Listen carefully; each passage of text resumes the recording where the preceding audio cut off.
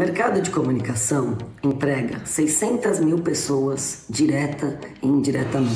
E toda vez que vocês assistem uma propaganda, aqueles 30 segundos, 15 segundos na TV, no intervalo de uma novela, por exemplo,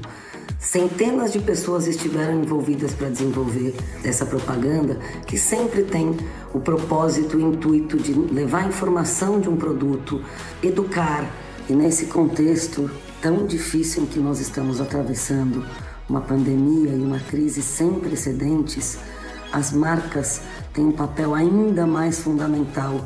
na vida de todos nós, né? Nós temos visto as marcas se transformando rapidamente, seja para produzir álcool gel, máscaras, seja para criar formatos, por exemplo, de lives em busca de doações de alimentos para as comunidades mais carentes, seja para garantir segurança para quem está trabalhando nas fábricas, para não deixar, ou nos supermercados, em toda a cadeia, para não deixar que nada falte na mesa e na vida dos brasileiros.